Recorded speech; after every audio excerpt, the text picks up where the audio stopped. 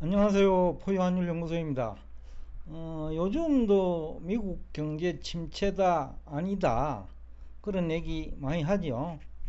결국 GDP 성장률을 가지고 침체 여부를 판단하고 또 고용을 가지고 침체 여부를 판단하는데, 국내 경제 전문가 특히 경제학자들은 GDP 결정 원리를 어떻게 보면 모르는 게 정상인 것 같아요.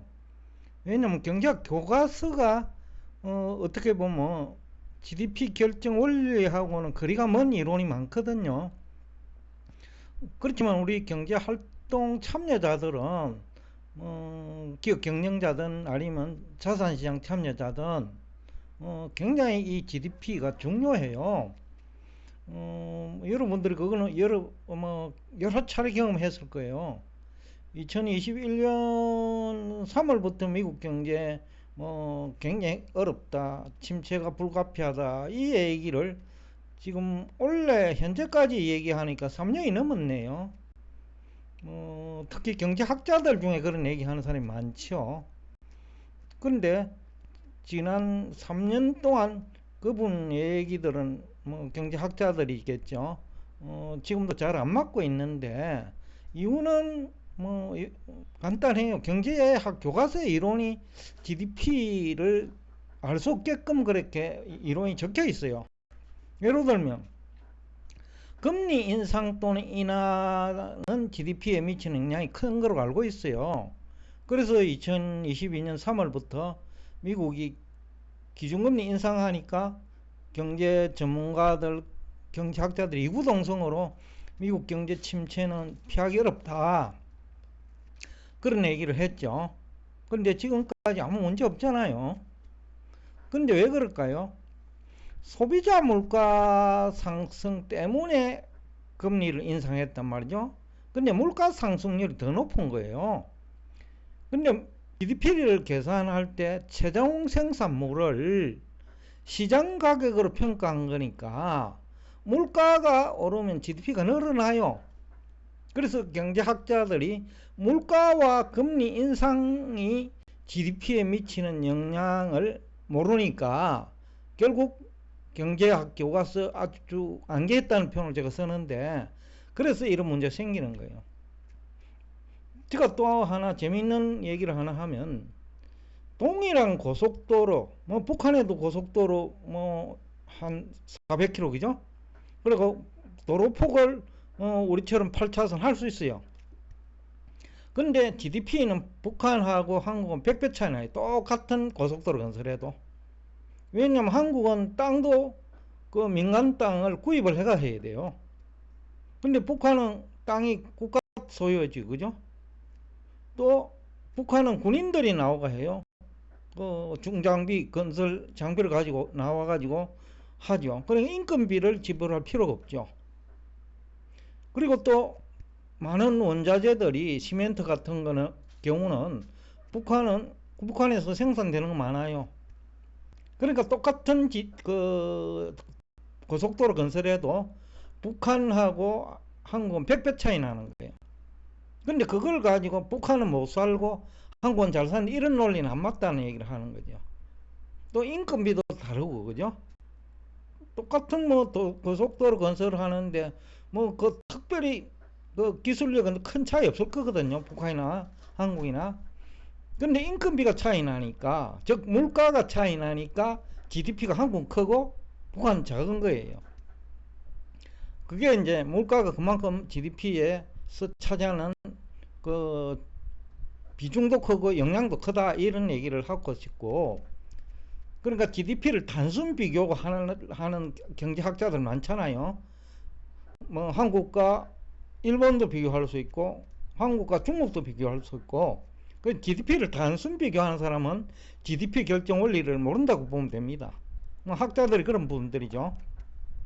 또 경제학 교과서에는 화폐 유통 속도가 일정한 것으로 알고 있고 돈은 물가만 자극한다고 되어 있어요. 그렇지 않아요. 그것이 잘못 알고 있기 때문에 GDP 산출이 안 되고 경기 침체 온다는 얘기를 하고 주가 큰 폭 내린다는 얘기를 하는 거예요. 그러니까 경제 전문가들이 지난 3년 동안 미국 GDP 성장률 뭐 다른 나라도 마찬가지예요. 우리나라도 그럴 겁니다. 실패 확률 90% 이상이에요. 그리고 또 하나, 최근에 미국은 이제 세계 자본이 모이는 곳이니까 일본 돈이 미국 채권에 들어갈 때와 일본 주식에 투자할 때 미국 GDP에 미치는 영향이 달라요. 흔히들 성장 이론에서 중요하게 다루는 IS 곡선에서 미치는 영향도 달라요. 근데 경제학 교과서에는 일본 돈이 미국에 들어가는 것은 뭐 기술도 하고 있지 않아요. 그렇다고 교수들이 응용할 능력이 되는 것도 아니고요. 그 일본 돈이 그 미국에 들어갈 때와 미국에 있는 돈이 미국 GDP를 창출할 때 차이가 있어요. 결국 돈이 GDP에 영향을 주는데, 근데 경제학자들은 돈은 GDP에는 영향을 못 주고 물가만 자극한다, 이런 식이죠.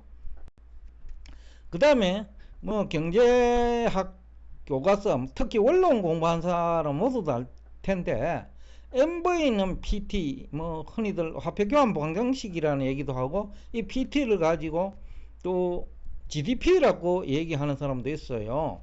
프리드만 교수 같은 분들. 근데 이게 어떻게 보면 웃겨요. V가 일정하다고 생각하거든요, 그분들은. 그럼 통화량은 물가만 자극한다면 P는 결국 생산량이 그 특정 시점에서는 증가하지 않아요. 그러니까 기간의 개념이 없는 거예요, 이 MV는 PT에서. 그런데 GDP는 기간의 개념이에요. 3개월, 6개월, 1년 단위로 산출되는 게 GDP인데, 경제학자들 얘기들을 빌리면 이거는 특정 시점에도 GDP가 존재해요. 그러나 상식적으로, 현실적으로 특정 시점에 GDP는 제로예요.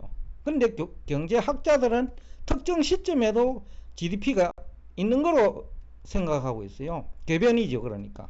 근데 이걸 또 대단한 이론으로 착각하고 있어요. 또 이 MV는 PT는 물가 등락도 사실상 설명 못해요. 왜냐하면 돈을 많이 뿌린 일본, 그럼 그 화폐 유통속도가 일정하다면 일본 돈 많이 뿌렸어요. 물가는 굉장히 안정되어 있어요. 그러니까 물가 등락도 설명하지 못하고 있다. 경제학자들 대부분이 그렇다는 거죠. 당연히 GDP 모르죠. 근데 문제는 그분들이 유튜브나 공영방송에 나와가지고 이 밖에도 많은 이론들이 현실성이 없는 이론 많아요.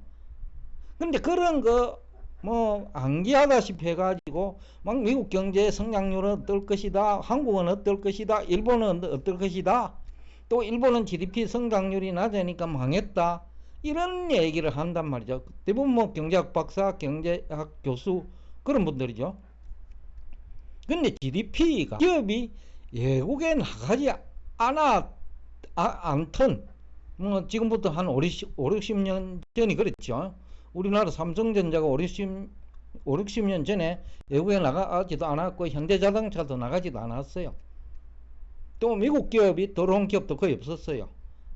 그러니까 폐쇄경제 시대에는 뭐 GDP를 지금 경제학자들처럼 얘기해도 돼요. 근데 개방경제 시대에는 돈도 국제 간에 이동하지만은 그 다음에 사람도 국제 간에 이동하고 그 다음에 기업도 외국에 나가고, 그럼 기업이 외국에 나가서 생산하면, 예를 들어서 삼성전자가 베트남 가면 베트남에서 생산 활동은 베트남 GDP예요. 그렇다고 삼성전자의 매출액이 포함 안 되는 건 아니에요.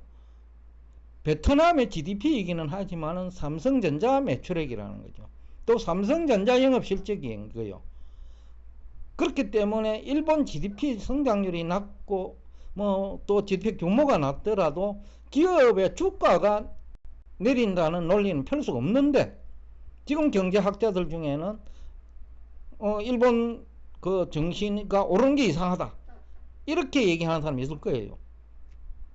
또 일본 환율이죠. 엔화 가치가 2022년부터 올해 6월까지 많이 떨어지는데, 이게 마치 일본 망한 것처럼 얘기하는 사람들, 환율 결정 권리도 모르고 GDP 결정 원리도 모르고 또 국제 간 자본의 이동이 왜 이동하는지도 모르고 그런 사람들이다. 그렇게 봐도 크게 틀리지 않을 거예요. 그래서 지금이라도 이제 이 GDP는 굉장히 중요해요. 2022년 9월 10월에 모두 다 뭐 국내 경제학자들만 한 99%일 거예요. 다 미국 경제 망한다, 미국 정시도 크게 떨어질 것 같았는데 포유 환율 연구소가 그분들 얘기 다 듣고도 반대한 이유이기도 해요. 그분들 모르는 것을 알고 있기 때문에, 즉 99% 경제학자들은 GDP 결정 원리조차도 모른다는 사실을 알고 있기 때문에 저 혼자서라도 미국 경제 성장은 뭐 침체는 없을 거다, 그런 얘기를 할 수 있었던 거고, 미국 주가는 오를 거다는 논리를 펴은 거예요. 결국 이게 성장률, 즉 GDP 결정 원리 아느냐 모르냐의 차이가 자산시장에서 성패를 좌우할 수 있다 라는 얘기를 하면서 오늘 여러분과 대화를 여기서 끝내겠습니다. 오늘도 끝까지 경청해 주셔서 대단히 감사합니다.